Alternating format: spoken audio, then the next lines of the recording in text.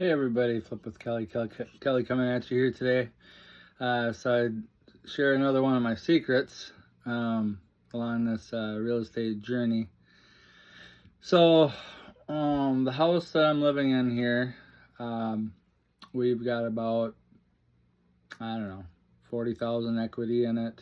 I think it says that we're like at 20 or 30% equity, but do I really believe that with the inflated housing prices? I don't, because all that stuff could drop out from underneath us tomorrow.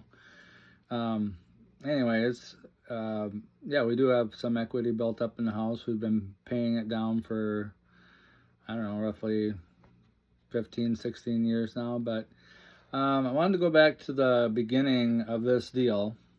Originally it was intended to be a wholesale deal back when I knew little to nothing about wholesaling. Did everything wrong in the book that you could possibly think of. Never got it under contract. The thing drug out for months, which that's the follow-up part of it. And yeah, it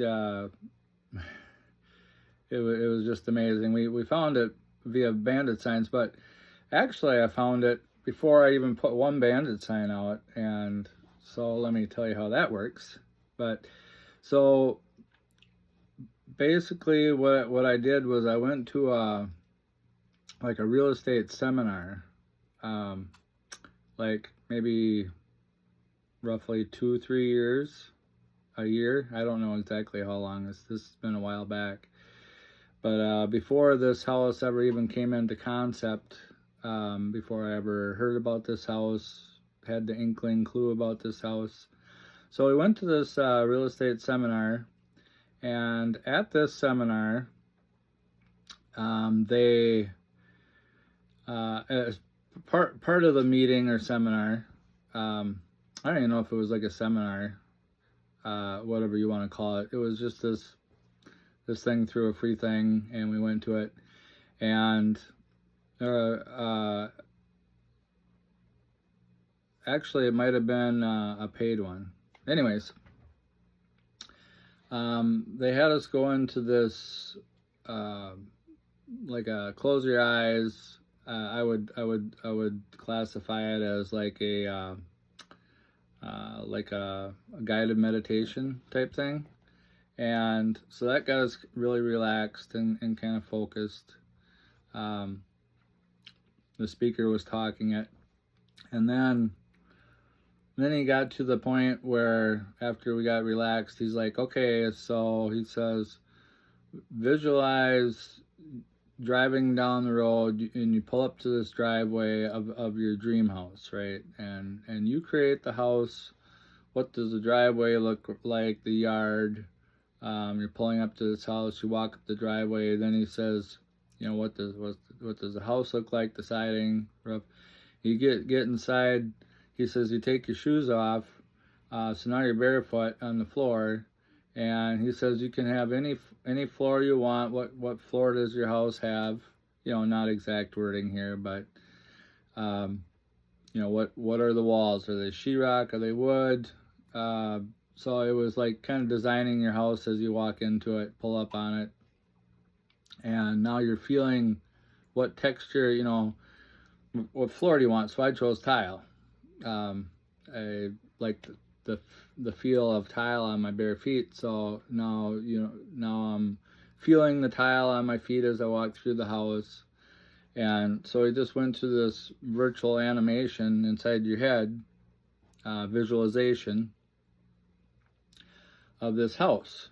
And I'm feeling that this is my house and I'm ownership of this house. So went through that whole thing, and then I stumbled across, after that happened, I don't know how long after, might have been a few months or a year.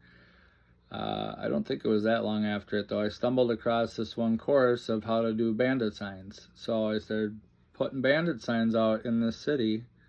We literally peppered this city with bandit signs. We put out, I think it was 25 a weekend. We were putting them up on Friday, taking them down on Sunday. So the city police didn't, you know, pluck them. And then eventually I think it got to be fall time, and we just left them sit out because they weren't mowing lawn anymore. And it's a lot of work putting these bandits, and it was only 25, but still it's a lot of work, right? And we were putting them out. You didn't hear this from me, but we were putting them out on the overpasses where we didn't see it right away because I just don't notice things sometimes. But they've got signs right at the end of the overpass saying no parking, and we would park there and put the signs out.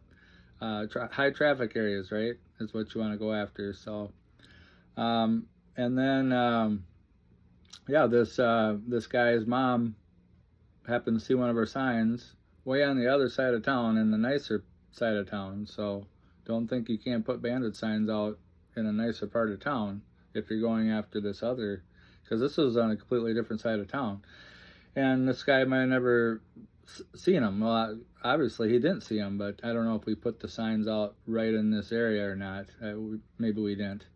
But anyways, yeah, his mom saw the sign, and then I've owned several houses. She calls the son up, like, hey, you know, this guy buys houses, you should call him. And he called me up, and then, but yeah, I've owned several houses before this one, and not one of them had a tile floor. And just like my visualization, that guided meditation visualization at that real estate seminar, this house had a tile floor. So call it coincidence. I think that before I ever put one bandit sign out, that was the whole start of it.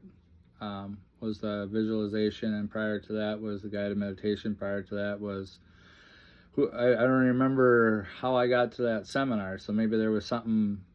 Get ready. Something happened before that. Obviously, I had a desire and a passion to real estate, right?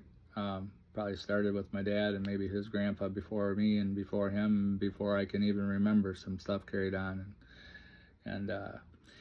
but yeah, and then I guess, I mean, I could go into this house deal a little more. So when I did get the call from the seller, he had a decent price. Like I said, I didn't know much about wholesaling, but I had been pricing houses up to that point, so I knew what a decent price of a house in a zip code was. So I immediately just went, you know, I've been fielding a lot of phone calls up to that point. Lots of leads, right? Lots of prospects. So lots of bandit signs, phone calls. So I went out there, and what I did was I called the realtor up, and I said, I'll pay you $100. You come out, take pictures. And I went out there with the realtor, and so I met the seller, and I asked him, do you mind if I take video?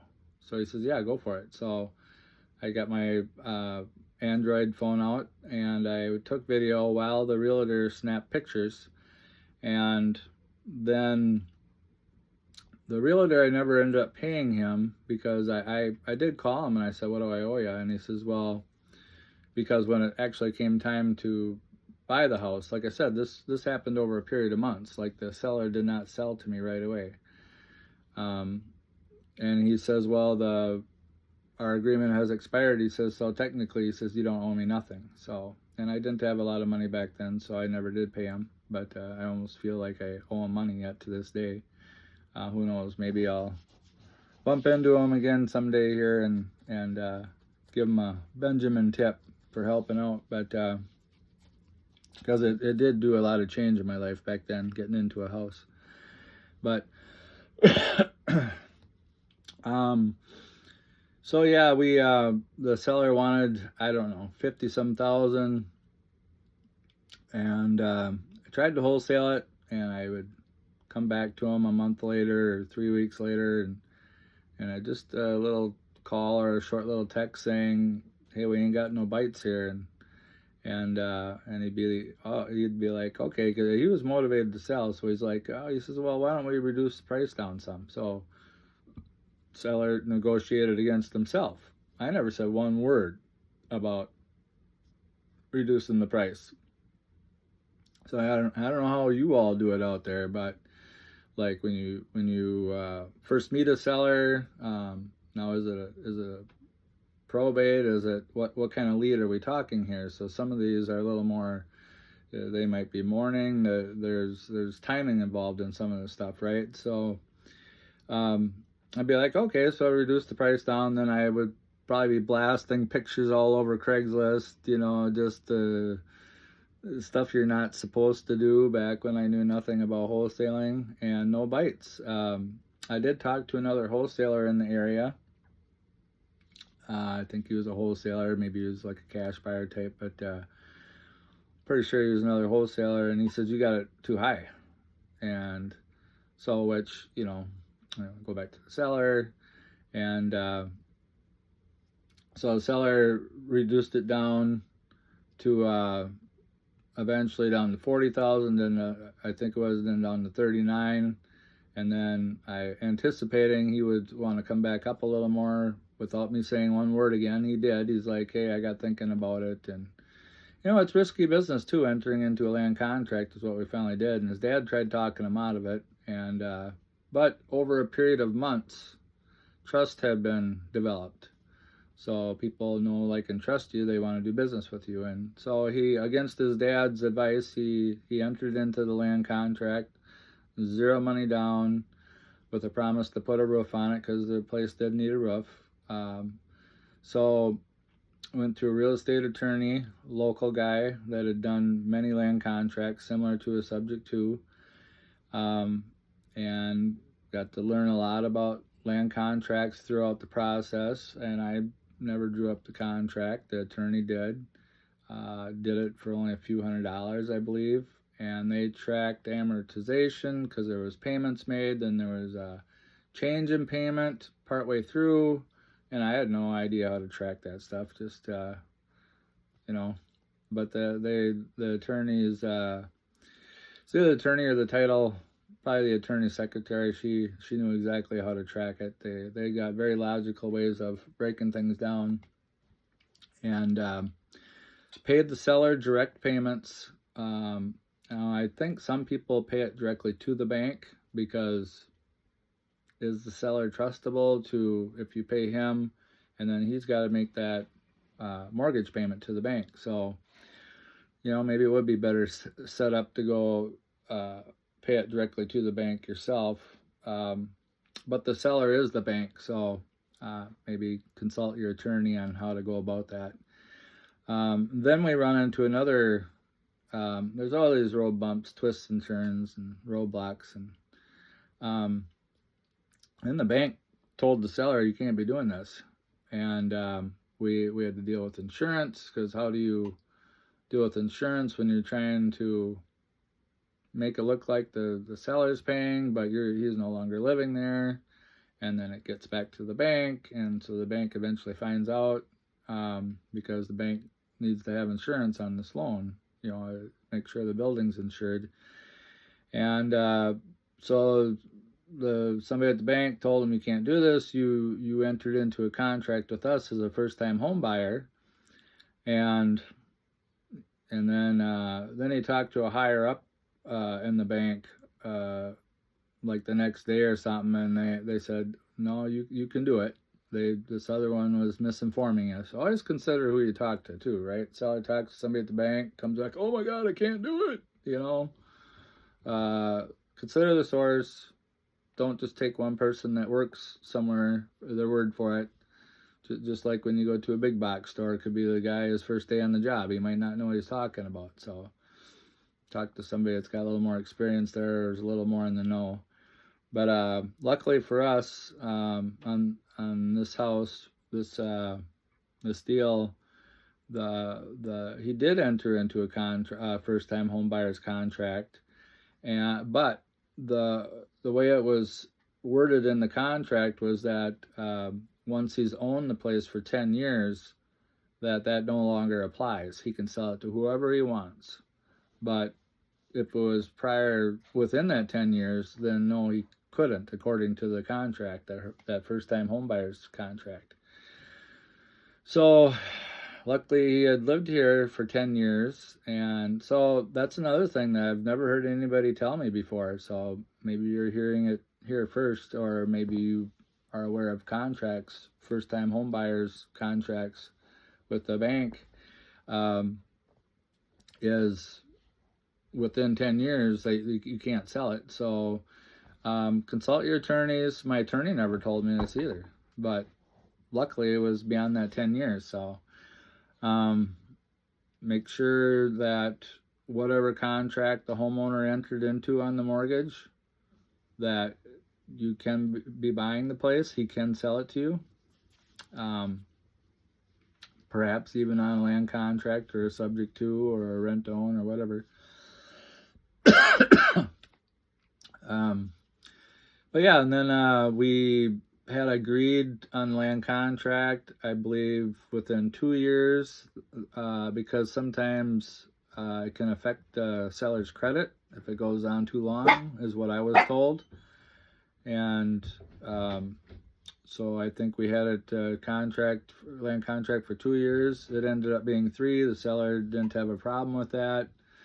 Why did it take 3? Well, we got to have the house fixed up enough for the bank to do a traditional mortgage on it.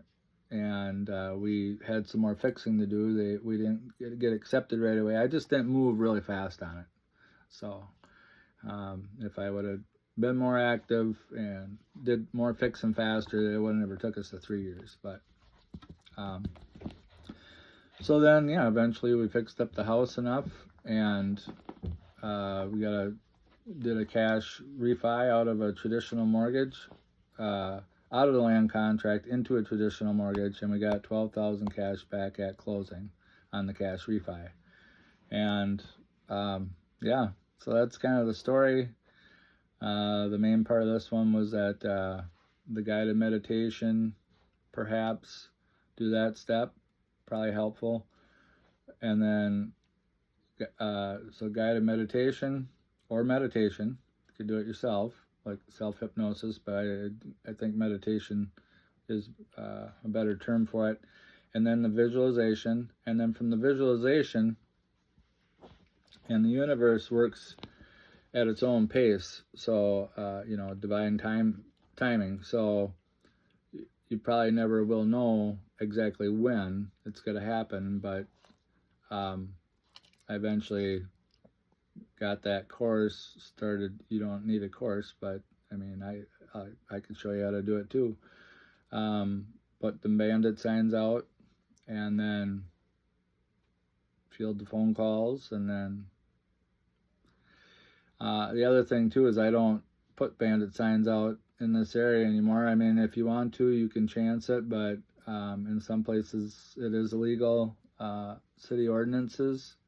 So when I put them out, I did eventually get a call from the city inspector, super nice about it, and they just don't like the signs being put out. There's no ordinance against it. Now, one city over, there's no ordinance against it. So far as I know, perfectly legal next city over. So maybe put them out there, not here.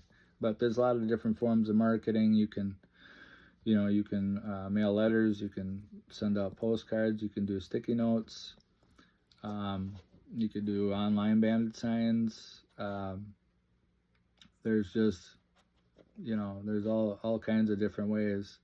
So another thing that you can do is the most effective way to do sticky notes is to just take a Post-it note and write on there, quick question about your house, and then put your name and phone number on there and stick that to their door. Be careful now, some properties, depending, high crime area, if you don't feel safe walking around there at nighttime, be careful. There could be dogs that bite. Some places maybe you don't want to go on the property just for safety reasons, right? But that's the most effective way, to put the sticky note on the door, And then another way that you can do it is to just take a business card, and I'll show you the back side of mine. This could be improved a little bit, but it gets the job done. Take a business card, and then they've got these really cheap Ziploc baggies, these little ones, and put the business card in the Ziploc baggie, and maybe if it's a windy day, down at the dollar store, you can get these bags of rocks. They're really cheap. Just to put like a rock in the baggie so it don't blow away. But the baggie will protect it from the rain. And you could just toss it by their not on their mailbox, not on the pole, because that's federal property. I would not do anything with the mailbox. But by the mailbox, or toss it up in their driveway or something like that, if you don't want to go right up to the house. Now, this probably won't be as effective, but it'll be a little faster, it'll be safer, and it'll get the job done. And but yeah, it's just like anything else, right? You can try these things. I don't know about any litter laws, fines. I've always been the one to do now and then apologize later if need be. So when I got called out by that city inspector, I just said, hey, I won't be putting the bandit signs out anymore. And he's like, okay, well, that's good. That's a good thing. But we did get a house out of it, so worth it. So anyways, yeah, I just wanted to share that with you, and hopefully you got some value out of this video. If so, please click the like button. Click the like button. All right, this is Kelly. You guys have yourself a good day. Say bye, Dasher. Kelly out. Have a great one.